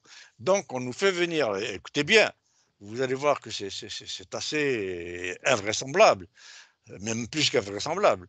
Donc on nous annonce à HEC Montréal, voilà, deux grands économètres, des maîtres économètres de la Banque mondiale vont venir à HEC Montréal faire une conférence dont le titre était la démonstration économétrique du niveau de démocratie des pays. Alors imaginez ça. D'accord. Alors, pour bien comprendre, ils mesurent la démocratie. Voilà. La démocratie serait adossée à l'économie ou à une vision de l'économie. Pire. Pire. Ils mesurent le degré de démocratie d'un pays à l'aide des mathématiques. D'accord. En lien avec l'économie, bien sûr. Même pas l'économie elle-même. Ah, même pas. Même pas. Ça fait partie. Mais même pas l'économie elle-même. Donc, alors voilà, ils arrivent. Et qu'est-ce qu'ils utilisent pour les connaisseurs? Ils utilisent une méthode, disons, pour simplifier, du genre courbe de rendement décroissant. Le courbe de rendement décroissant, vous prenez les coordonnées là, et vous mettez sur un axe les salaires, sur l'autre axe le rendement d'un travailleur, par exemple, et on peut démontrer que plus on augmente le salaire, plus le rendement du travail diminue par rapport à la quantité de salaire donné. Donc, ça devient des rendements décroissants. Quand vous doublez le salaire, il va doubler la production, mais vous triplez le salaire, il ne peut pas tripler la production. C'est trop. Il va ajouter un peu plus. Bon. Donc, on appelle ça les rendements décroissants. Et donc, c'est ce qu'ils ont utilisé à peu près, donc, disons pour simplifier comme méthode, comme courbe, comme méthode mathématique. Et figurez-vous qu'ils ont mis le Chili de Pinochet juste à la limite d'inflexion de pays démocratique. Il manquait un epsilon pour que le Chili de Pinochet soit classé démocratique. Mais comment pouvoir dire ça? Alors je me suis levé mais comme une furie, j'ai gueulé comme un malade. Comment vous osez les mettre à epsilon de démocratie? Quels sont vos critères? Alors voilà les critères. Plus il y a d'entreprises privées, plus c'est démocratique. Moins il y a de syndicats, plus c'est démocratique. Moins il y a de partis de gauche, plus c'est démocratique. Moins il y a de communistes, d'anarchistes, etc., plus c'est démocratique. Alors donc, voilà les critères. Tout ce qui tend vers la droite, c'est de la démocratie. Tout ce qui tend vers la gauche, c'est de la dictature. Voilà. Ce que tu es en train de dire m'inquiète beaucoup parce que de plus en plus, on a des dérives qui laisse penser que la seule raison dans certains pays qui les incite à garder la démocratie, c'est que la démocratie est corrélée au libéralisme. Et en gros, Oui, oui, la démocratie est le dernier alibi au libéralisme. Sans démocratie, le libéralisme serait trop mal vu par quasiment tout le monde, en tout cas le petit peuple. Et donc, pour légitimer ce libéralisme, on intègre une dose à des degrés divers en fonction des pays de démocratie. Et donc, enfin, j'ai l'impression que la supercherie devient de plus en plus visible et importante. Et c'est intéressant, puisque grâce à ces modèles mathématiques, moi je pensais que c'était juste mes idées de profane d'économie, de gestion, et puis voilà, je ne suis pas spécialiste de ces choses-là. Mais ce que tu es en train de me dire là me conforte un peu dans mes oui, pensées de profane, que effectivement, la démocratie est un moyen de légitimer le libéralisme. absolument. On associe les deux. Exactement comme depuis Ah, le tout début, depuis Léon Walras, le père de l'économie néoclassique et néolibérale, plus tard, mm, eh bien, on nous a fait confondre. Il faut bien comprendre ça. Très, très, très, très, très peu de gens le savent, même les économistes, même tout ça, les politiciens et tout. On nous a fait comprendre depuis le milieu du XVIIIe siècle, on nous a fait confondre les désirs du capital et du capitalisme avec la théorie économique et son fonctionnement. La théorie économique néoclassique, néolibérale, n'est pas une théorie, n'est pas une science, c'est la description de ce que veut le capital, c'est tout. Le capital veut du profit. Donc, on nous dit c'est une théorie. Voilà la théorie du profit. Le capital veut de l'accumulation. Alors voilà la théorie de l'accumulation. Le capital veut des riches, etc. Alors voilà la théorie de l'enrichissement, etc., etc. C'est une supercherie, c'est spectaculaire.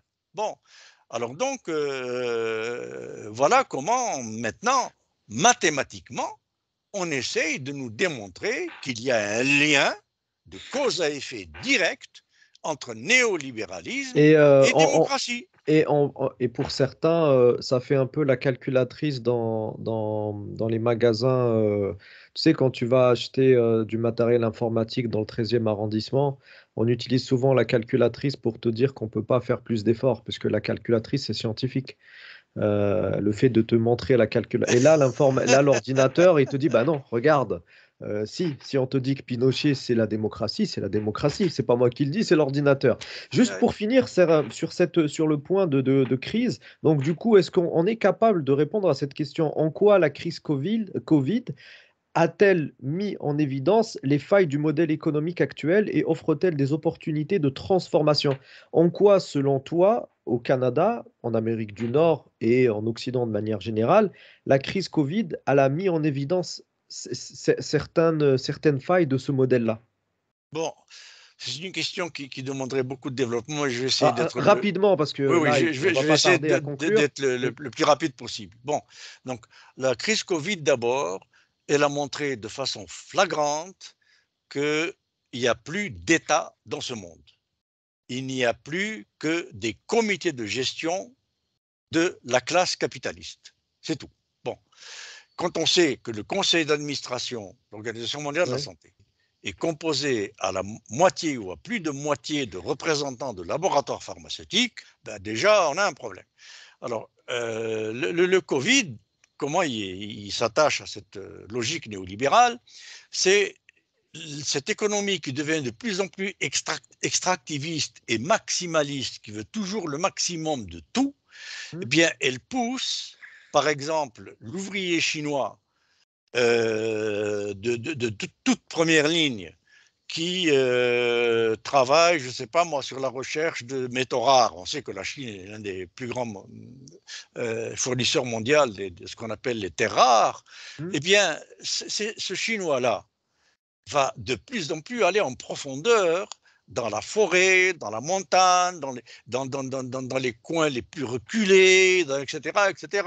Il creuse, il détruit, il fait des pistes, il fait ceci, il fait cela, et à tel point que il en arrive à briser les obstacles naturels qui, depuis des millénaires, empêchaient par exemple qu'une chauve-souris de telle espèce rencontre un lapin ou une civette ou etc., l'autre animal là, dont j'ai oublié le nom, eh bien, depuis des millénaires, ces animaux sont faits pour ne pas se rencontrer parce que la nature a mis des obstacles. Eh bien, ce Chinois, pour aller chercher encore plus de tolkien, encore plus de ces métaux, de ces terres rares, ou l'Africain, le Congolais, tout ce que vous voudrez, etc., est obligé d'extraire, extraire, et donc il détruit ces barrières, et puis tout d'un coup, on a cette espèce de chauve-souris et ce lapin ou cette civette ou ce pangolin qui se rencontrent, chacun a 300, 400 000 virus différents qui ne se sont jamais rencontrés, et tout d'un coup, en se rencontrant, ils mutent, et ils mutent de façon à devenir transmissibles à l'homme. Et voilà comment le néolibéralisme pousse sa logique jusqu'à détruire les équilibres extrêmement ténus et les obstacles extrêmement ténus aussi que, depuis des millions d'années, la nature a fabriqué entre choses qui ne doivent pas se rencontrer. Alors, après ça, est-ce que le capital et les politiques tirent les leçons de ça? Eh bien, pas du tout. Absolument pas. Les seules leçons qu'ils tirent, c'est la question comment? Comment profiter de cette crise? Alors, même la crise, le capital s'arrange pour en profiter. En toute sincérité, Omar, est-ce qu'on peut sérieusement penser qu'un politicien honnête, on part du principe qu'ils sont honnêtes, Il bon, n'y en a pas. non, mais partons du postulat que, allez, nous, on connaît On va rêver, voilà, on va rêver. voilà, on va postuler que nous avons un politicien honnête qui fait face à ces problèmes d'infinité, d'ambition de l'infini de la part du capital. Et là, lui, il est là pour 5 ans. Et au bout de 2 ans et demi, il est en train de réfléchir à comment être réélu Bien sûr. face à un public qui n'est pas au courant de ces choses-là. Et à juste titre, quelqu'un qui a un crédit à payer, quelqu'un qui a sa maman à gérer, quelqu'un qui a...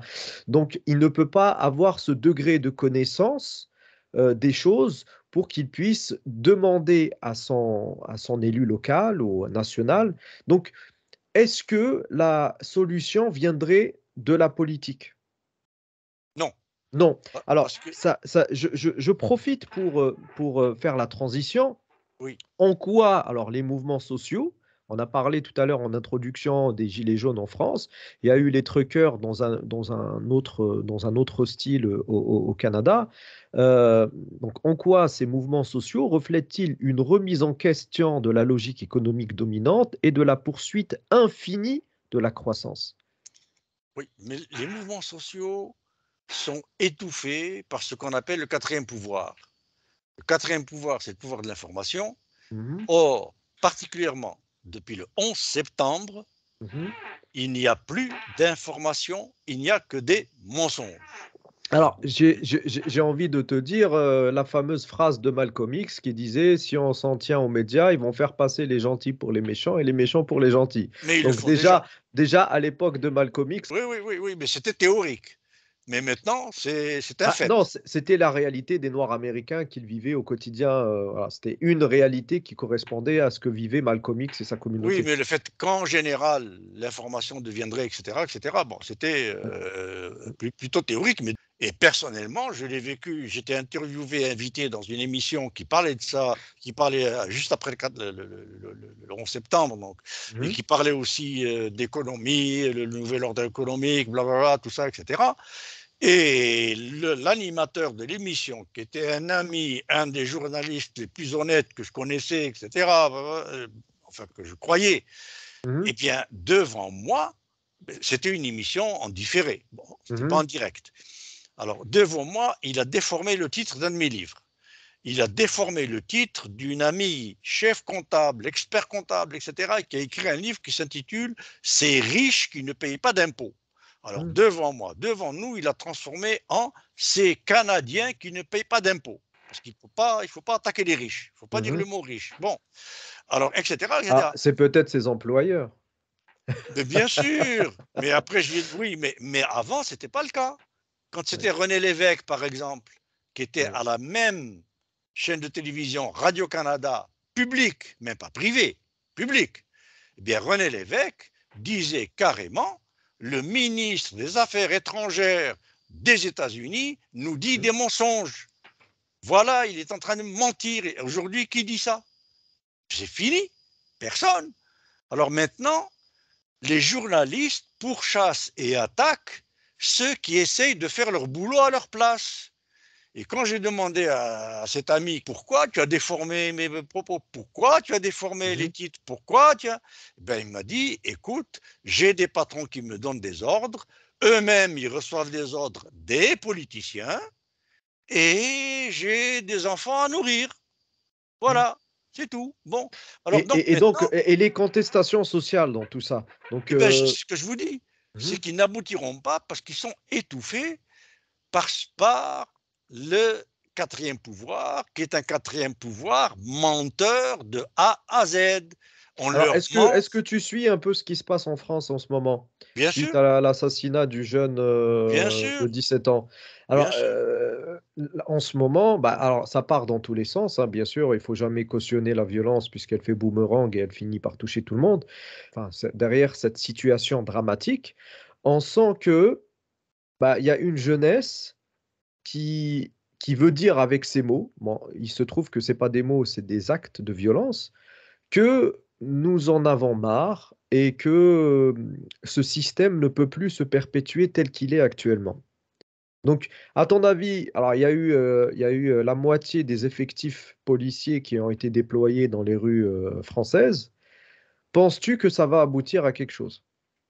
Mais absolument pas, absolument pas. Et ces jeunes, je les comprends. Ils en ont marre, ils en ont ras-le-bol. C'est pas le premier arabe noir brun qu'on tue. Pourquoi on tue jamais un blond aux yeux bleus? Pourquoi il n'y a jamais une blonde ou un blond aux yeux bleus Alors qui attention, fonce sur un policier? En France, c'est particulier depuis les gilets jaunes, le phénomène des gilets jaunes. Oui, Beaucoup oui. de Français ont changé de point de vue sur différentes instances, pour ne pas les nommer. Et donc, ils ont découvert qu'il y a différents corps qui n'étaient pas si doux, si gentils que ça. Parce que tant que ça concernait des Arabes et des Noirs, on pensait que c'était un problème Voilà, d'intégration. oui. Ah, alors, Ça, c'est vrai. on pensait égoïstement parce qu'on n'avait pas envie de savoir. Et c'est ce qui fait que beaucoup de revendications qui ont suivi n'ont pas été prises au sérieux. Parce qu'un peuple qui n'est pas solidaire est un peuple qui n'est pas pris au sérieux. Un peuple qui court derrière son frigo et qui se moque du frigo de son voisin n'est pas pris au sérieux. C'est le Et peuple américain et canadien. voilà, mais c'est un peu la même chose partout, malheureusement. Et du coup, beaucoup de gilets jaunes ont découvert certains phénomènes qui étaient jusque-là, qui ne concernaient jusque-là que les banlieues, les quartiers populaires, etc., etc. Donc finalement, les blonds aux yeux bleus, pour reprendre la caricature, sont touchés de plus en plus, mais j'ai envie de dire, euh, c'est trop tard. Pourquoi c'est trop tard? Parce que ils n'ont pas été solidaires à l'instant T. Au moment Et, où, voilà, c'est là, il n'y a pas eu cette synergie, il n'y a pas eu cette convergence. et Euh, oui, mais il faut comprendre que les systèmes politiques, l'une de leurs premières tâches, c'est de faire en sorte justement de diviser le peuple. C'est ça, c'est évident. Alors, diviser, on sait bien, diviser pour régner, etc., des traitements pour les uns, pour les autres, de poids, de mesures, etc., etc. Mais les gilets jaunes, oui, ça a été une situation dans laquelle même les blonds aux yeux bleus, comme je dis, bon, pour faire la oui, oui, métaphore, oui. se sont mis à casser et à se faire casser eux-mêmes, mais ça n'est pas comparable à la série Oui, bien infinie sûr, bien de sûr. bruns, de noirs, d'arabes, etc., qui sont flingués comme ça, comme par des cow-boys, et une fois tous les 6 mois. Et ça, c'est ce qui est filmé. Oui, Heureusement que c'est filmé par des personnes qui sont... Alors, tout ce qui n'est pas filmé, tout ce qui n'est pas visionné, tout ce qui n'est pas, etc., on l'ignore. Donc, cette violence-là, ben, finalement, c'est une violence qui est l'expression d'un ras-le-bol. Et moi, je dis, tout ça ne changera que quand il y aura un 1789. il faudra un 1789 mondial, et Marx l'a écrit dans une lettre à Rogue, donc son meilleur ami. Là, ils étaient très déçus et très amers. Parce Mais que tu te souviens des violences, enfin tu te souviens, tu as certainement lu comme un peu nous tous des violences qui ont suivi 1789. C'était pas tout rose. Il y a eu mais des violences oui, bien sûr. de manière verticale, de manière horizontale. Mais Il y a eu des... oui, oui, oui, oui, les Robespierre, les Danton, les etc., etc. Mais bien entendu, même Napoléon, même tout ce qu'on veut. Mm. Mais 1789 a cassé un système et créé un autre. Voilà, c'est ça qu'il nous faut aujourd'hui. Mais toujours contre l'intérêt du peuple. On est bien d'accord. Ah ben oui, oui, 1789 n'a oui, pas oui, été oui, en oui, faveur oui. du peuple. C'est Oui, une mais révolution de bourgeois pour les bien sûr, bourgeois, dans c'était l'intérêt des oui, oui, bourgeois. Le oui, peuple n'a oui, été oui, qu'instrumentalisé. Bon. oui, c'était la révolution bourgeoise, mais cette révolution bourgeoise a mis fin à un système multiséculaire de pouvoir taillable, corvéable à merci du clergé et de la noblesse. Au moins, ils ont mis fin à ça, et c'est déjà ça de gagner. Bon, mais maintenant, là, le tour de la révolution prolétarienne peut-être est arrivé. Et ce qu'avait écrit Marx à Ruge, c'est qu'ils étaient amers parce que le prolétariat ne bougeait pas, parce que ces organisations n'étaient pas ce qu'ils espéraient, ce qu'ils croyaient, etc., etc. Bon, et Marx a écrit, je pense qu'il a même mis le mot 1780, le chiffre 1789 Mhm. pour le prolétariat, pour la classe prolétarienne. Mhm. Ne se produira que lorsque le capital aura élargi à l'échelle de toute la planète sa logique occidentale. C'est ce à quoi on arrive aujourd'hui.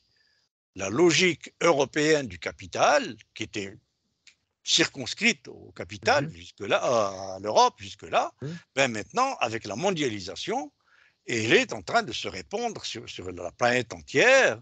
Et alors, le prolétariat, on a vu à un moment donné, il y a quelques années, comment des ouvriers belges, des ouvriers français, des ouvriers italiens ont fait en même temps des manifestations, des grèves, etc., etc., ce qui ne s'est jamais vu.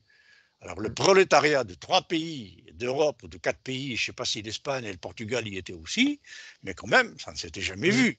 Alors, c'est un début Et, où on et ce que croit. tu dis là, c'est très juste, puisque là, avec l'écologie, alors moi j'ai beaucoup de difficultés avec l'écologie, je préfère parler de justice écologique, parce que finalement l'écologie, c'est toujours les mêmes qui payent, hein, et l'écologie, en tout cas en France, hein, est très liée au capitalisme. Tant que ça rapporte de l'argent, on est Ben oui. écologique, si ça ne rapporte plus d'argent, on n'est plus écologique. Sur un point précis, tout ce qui est électrique, les voitures électriques, et là on voit que cette logique capitaliste, elle est en train de gagner les pays qu'on appelle entre guillemets émergents. Et moi, je suis très triste de voir des pays comme le Congo, par exemple, où il y a une forme de délocalisation de la pollution vers ces pays-là, puisque ce qu'on appelle nous énergie propre, cette énergie propre vient de mines sales. Et comme chacun le sait, il n'y a pas de mines propres. Toutes les mines sont extrêmement sales, extrêmement polluantes. Ça n'existe pas.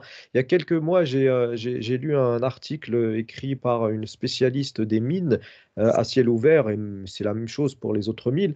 Elle a dit, si vous saviez la quantité de pollution produite par une mine, vous arrêterez toute consommation. Enfin, si on est sensible à ce type de... Bon, bref, donc la logique par exemple, des voitures électriques, des batteries des voitures électriques, elle a été délocalisée en Afrique, un peu en Asie, mais surtout en Afrique. Et du coup, cette logique-là occidentale, elle se retrouve dans des pays qui ne jouissent pas des avantages du capitalisme. Parce que quand on jouit des avantages du capitalisme, on est culpabilisé par le fait de, bah écoute, j'ai profité, j'en paye le prix. Bon. Mais le problème, c'est qu'on arrive vers des pays qui ne profitent pas, dont les enfants meurent dans les mines, et nous, Oui, pour nous acheter bonne confiance, on se dit, bonne conscience, on se dit, bon, bah voilà, c'est propre, on ne sait pas d'où ça vient. Et ces voitures très propres, qu'on appelle électriques, qui ne sont pas si propres que ça, on le sait maintenant, vont finir dans les cimetières de voitures en Afrique. Et comme c'est des voitures avec des neurones, une technologie de pointe à la pointe de la pointe, c'est des voitures qui ne pourront pas être réparées comme la 504, comme la Citroën C4, comme etc. et avoir une nouvelle vie là-bas. C'est ce que j'appelle moi l'écologie, hein, c'est réparer, avoir une nouvelle. Et ces voitures-là finiront dans les océans, finiront dans des cimetières à ciel ouvert de voitures, etc. Et donc, ce que tu dis là, cette extension de cette idée maximaliste de la consommation, de l'économie, s'étend à des pays qui n'ont rien demandé. Et je pense que on a atteint un nouveau seuil dans ce capitalisme effréné. Ben, oui, le capitalisme est rentré aujourd'hui, bon, ça c'est connu depuis les premières analyses de l'économie capitaliste. Il évolue par phase et il évolue par changement forcé, même pas voulu, forcé de mode de réalisation, de numéraire, de surplus, de valeur ajoutée, etc., de profit, tout ce qui s'ensuit, en fonction de la désuétude du Mm, mode de production de ces choses-là mm, qui était en cours jusque-là.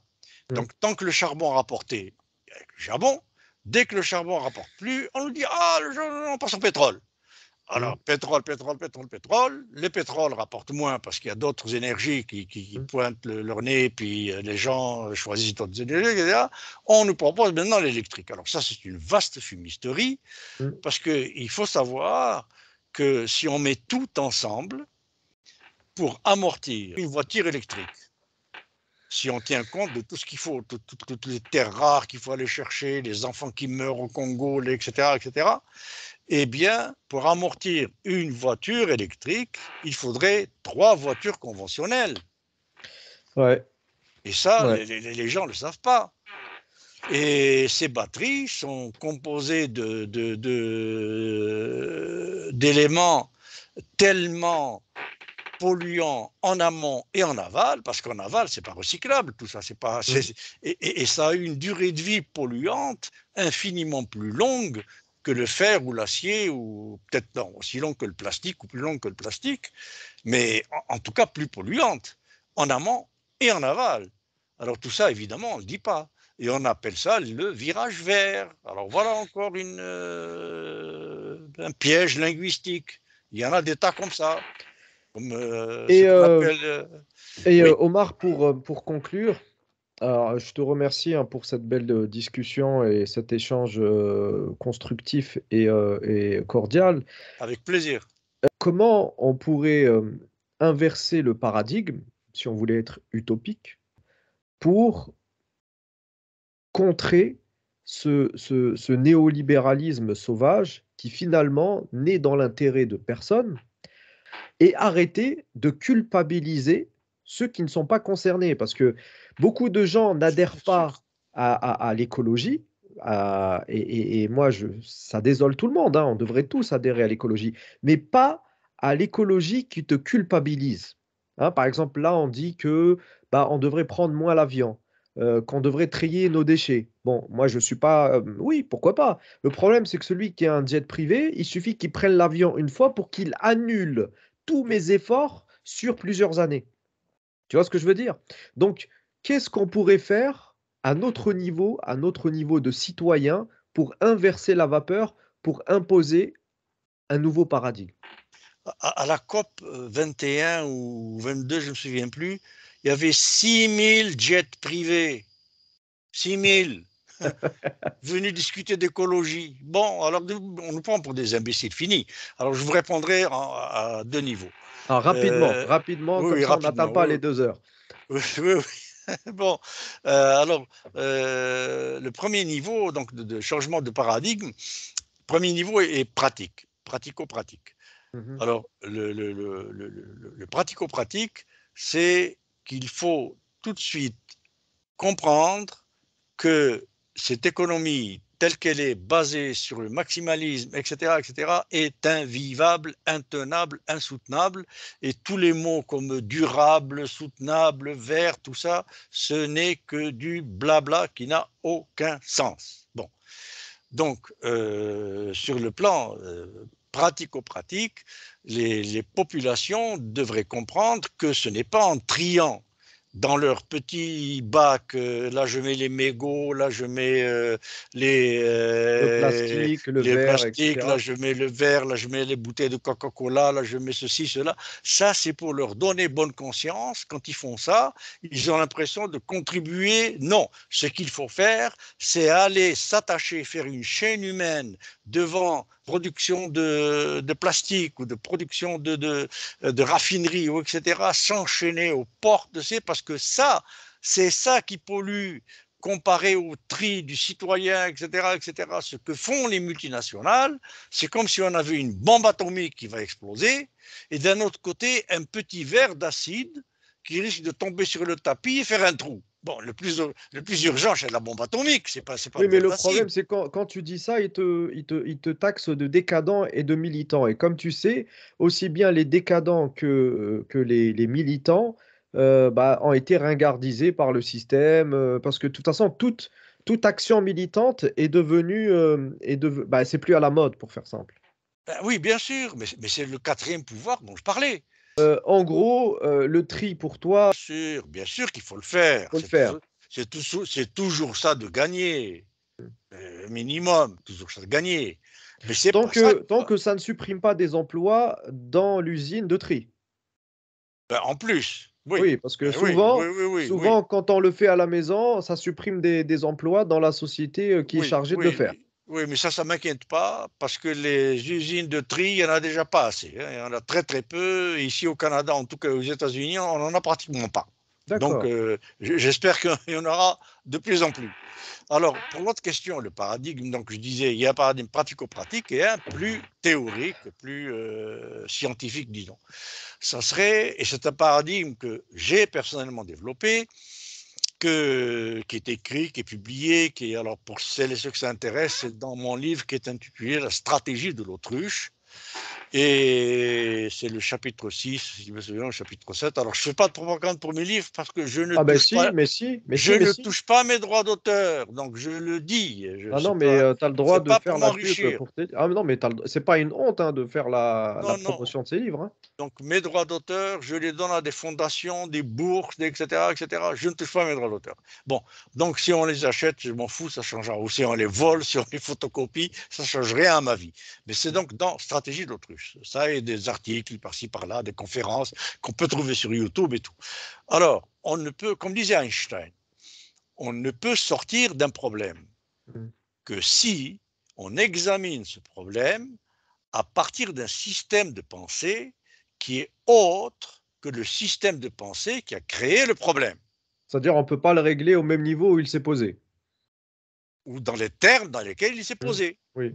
Or, Oui, nos problèmes sont des problèmes économiques qui sont posés par la théorie économique néolibérale et on essaie de les résoudre avec la théorie économique néolibérale. C'est pas Mm. possible. Alors, il faut un autre éclairage. C'est ce que j'ai Mm. fait personnellement. J'ai pris la physique. Heureusement que j'ai fait des études de physique dans ma vie. Alors, la physique théorique, la thermodynamique, et on peut démontrer, alors c'est un peu compliqué, mais on le fera un de ces jours si vous voulez, je Mm. fais toute la démonstration avec des schémas, etc., des PowerPoint, parce qu'il faut quand même des illustrations pour comprendre. Eh Mm. bien, le deuxième principe de la thermodynamique qui s'appelle l'entropie, c'est-à-dire la quantité d'énergie non utilisable qui ne fait que grandir, parce que le premier principe nous montre, nous démontre que la quantité d'énergie utilisable est constante dans l'univers. Donc, si elle est constante, toute l'énergie qu'on utilise ne fait qu'augmenter l'énergie inutilisable et diminuer l'énergie utilisable. Ce qui Mm. fait qu'on a de moins en moins de forêts, on a de moins en moins d'océans vivables, on a de moins en moins de poissons, on a de moins en moins de tout. Tout ça, c'est cette énergie non utilisable qui ne fait qu'augmenter. Bon, alors donc, il faut utiliser ce paradigme-là de la physique, de la thermodynamique, qui traite de l'énergie et de son traitement et de sa logique et de son cheminement pour comprendre pourquoi l'économie nous a conduits dans l'état où nous sommes, parce que l'économie sans énergie ne fonctionne pas. Et la thermodynamique, c'est la théorie de l'énergie. Alors si on utilise la vraie théorie de l'énergie qui s'appelle la thermodynamique, on comprend très vite que le profit, surtout maximum, est une impossibilité physique. D'abord, c'est contre les lois de la physique. Et deux, c'est une surconsommation d'énergie utilisable exponentielle. Ce qui fait, regardez, moi quand j'avais 20 ans, on ne parlait pas d'écologie. Je n'ai jamais entendu le mot écologie. Je n'ai jamais entendu le mot pollution. Jamais. Et de mes 20 ans à mes 78 ans, regardez la vitesse exponentielle à laquelle les problèmes écologiques et de pollution ont accéléré. Alors donc ce paradigme thermodynamique nous explique pourquoi, mais il est terrible parce qu'il aboutit à la conclusion qu'il faudrait, si on veut, que l'humanité, parce qu'il faut bien comprendre que la Terre, quand on dit la Terre est en danger, la Terre, la planète, c'est pas la planète, c'est nous qui sommes en danger, c'est nous qui allons être éliminés. Donc si on veut éviter ça, et à très court terme, c'est une question d'années maintenant, c'est même pas une question de dizaines d'années ou de siècles. Donc si on veut éviter ça, il faut tout de suite, et c'est à ça qu'aboutit ce paradigme thermodynamique, c'est que, comme l'a fait le Club de Rome dans son rapport de 72 d'ailleurs, halte à la croissance, c'est arrêter la croissance. Et ce n'est pas dans le sens des survivalistes, etc. Pas dans le sens de quoi que je sois d'accord avec certaines choses, mais donc ça veut dire qu'il faut tout de suite que les États-Unis, le Canada, l'Europe se mettent en situation de croissance négative. Toute l'Europe, les États-Unis, l'Amérique, etc., taux de croissance moins 20, moins 25. Ça veut dire que chaque famille américaine, française, canadienne, etc., doit renoncer à avoir 4 voitures devant chaque maison, à avoir 6 ordinateurs par maison, à avoir 3 frigos par maison, à avoir 10 téléphones par maison. Il faut qu'ils renoncent à tout ça pour que le reste du monde puisse avoir un taux de croissance de 2-3%, pour commencer à peine à rentrer dans l'électricité, dans le téléphone avec fil, etc., etc. Alors voilà. Mais ce paradigme-là, qui est prêt à l'accepter?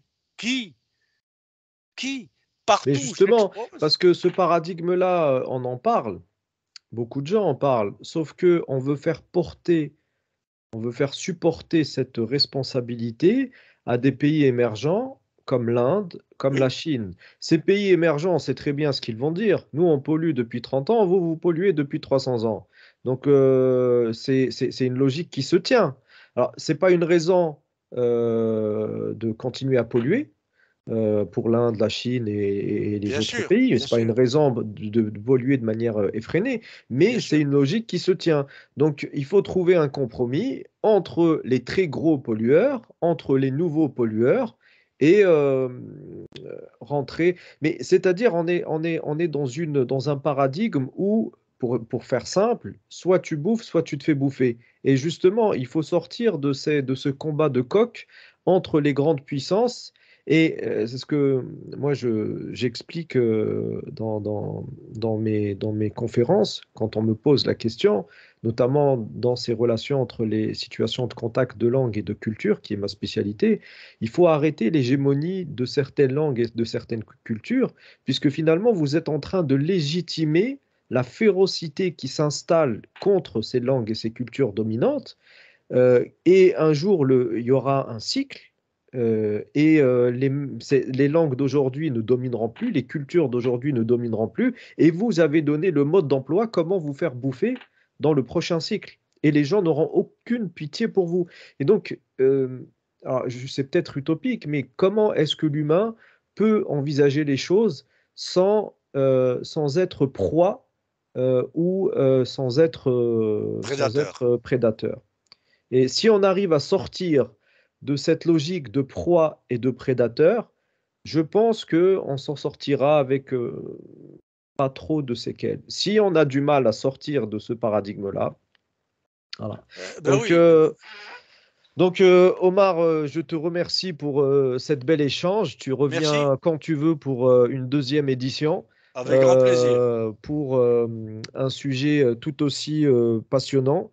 Alors, il semble que nous nous donnerons peut-être rendez-vous très bientôt pour une autre conférence interactive, alors intitulée Quels sont les mécanismes plus précis qui ont conduit à la dégradation de l'état planétaire que nous observons? Quel paradigme explicatif? Alors, le titre fait peur, mais ne vous inquiétez pas, hein, il y aura plein d'exemples concrets et des débats, des échanges. Encore une fois, merci beaucoup, Omar, et au plaisir de te rencontrer virtuellement sur Merci à toi, YouTube. merci à toi. Au revoir. Au revoir, avec très grand plaisir.